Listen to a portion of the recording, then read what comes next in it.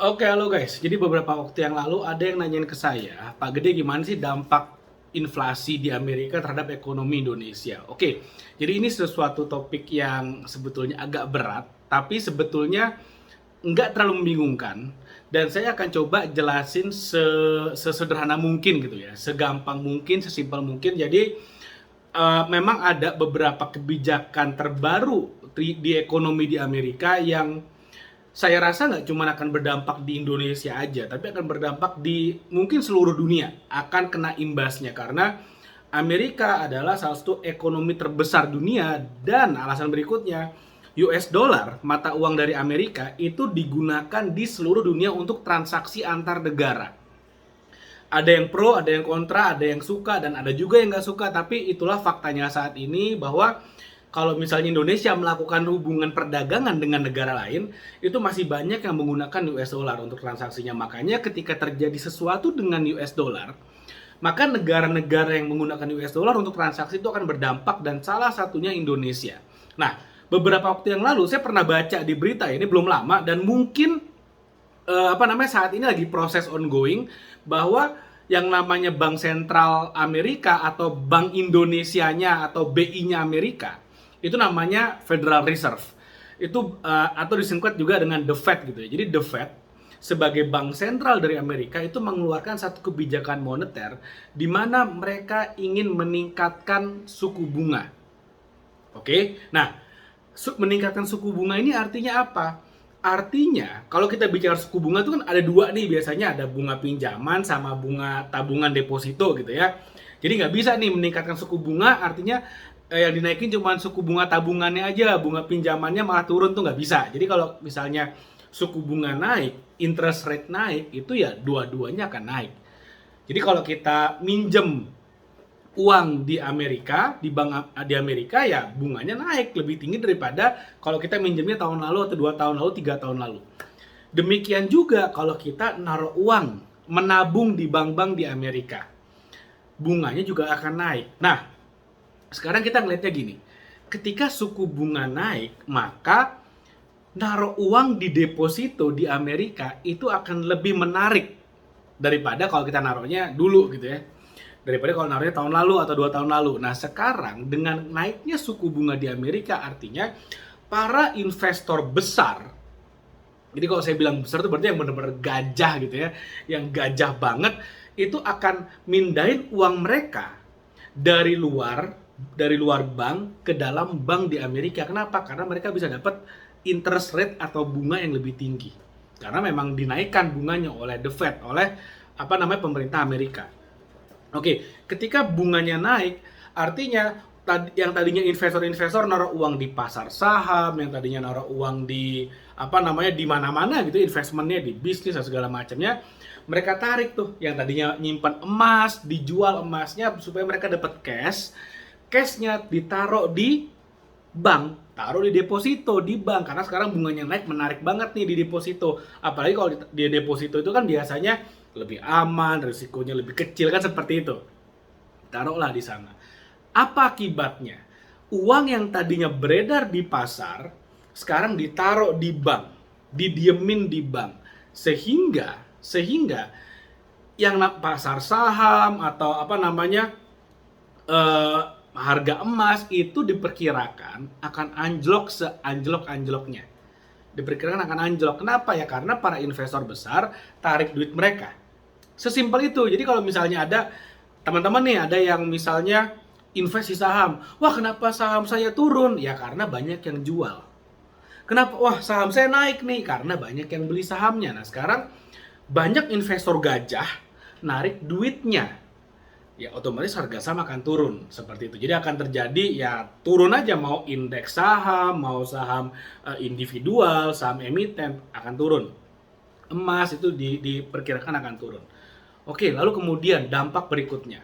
Dampak berikutnya adalah karena dolar, mata uang US dollar ini banyak disimpan di Amerika dan didiamkan, artinya apa?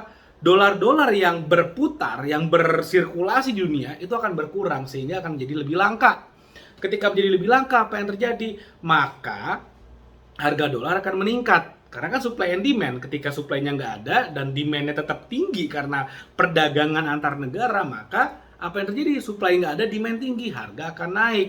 Ketika harga dolar naik, maka yang terjadi adalah harga bahan baku, harga impor, itu semuanya akan naik. Yang mengakibatkan apa? Di negara-negara lain itu akan terjadi inflasi. Harga barang akan naik, karena harga bahan bakunya naik, harga semuanya naik. Ketika harga barang-barang naik, maka yang diuntungkan siapa? Satu, orang-orang yang invest di properti salah satunya akan sangat diuntungkan. Kenapa? Ya karena bayangin kalau misalnya saya beli properti misalnya harganya 1 miliar. Lalu kemudian karena inflasi, semua harga naik, harga properti naik nggak? Harga properti juga naik. Misalnya harga inflasi naik 5%, contoh aja ya.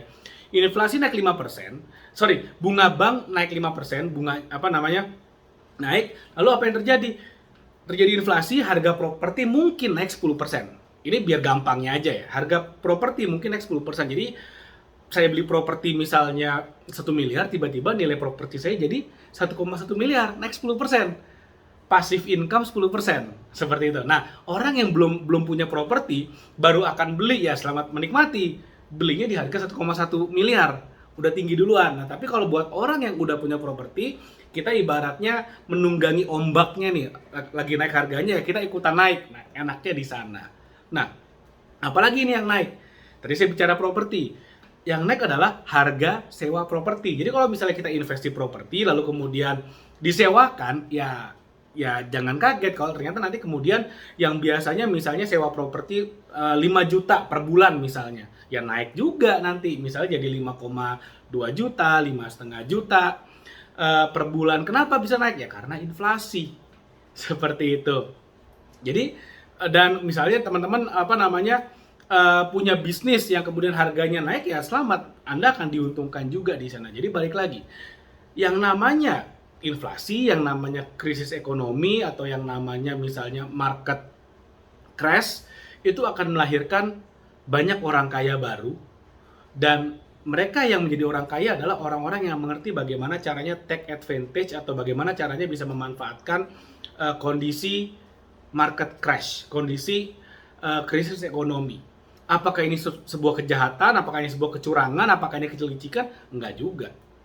Saya kasih contoh lagi. Saham turun ya, rontok ya. Tapi kemudian harga saham turun itu murni kenapa? Murni karena banyak orang yang jual sahamnya, ingin ambil cashnya, harga saham turun. Tapi kemudian apakah itu artinya saham turun lalu kemudian performa perusahaannya turun? Enggak juga. Bisa aja perusahaannya tetap berjalan, bahkan profitable, bahkan mendapatkan keuntungan, tapi harga sahamnya tetap turun. Kenapa? Karena banyak yang jual. Jadi buat orang-orang yang mengerti, buat para investor yang profesional yang mengerti, mereka akan lihat, oh ini saham turun banget nih. Jadi book value-nya, harga sahamnya di sini, harga jualnya di sini, tapi sebenarnya book value-nya ada di atas. Valuasi perusahaannya ada di sini. Berarti ini apa namanya? Diskon. Jadi mestinya harganya misalnya 10.000, dijualnya cuma 100 perak. Mestinya berarti ada potensi cuan 9.900. Nah, di sanalah para investor, para orang-orang yang ngerti, mereka akan beli ketika harga di bawah. Ketika mereka beli harga di bawah, apa yang terjadi? Krisis tidak akan terjadi selama-lamanya. Secara statistik kalau melihat ke yang dulu-dulu itu biasanya 9 bulan plus minus ya, harga akan naik lagi.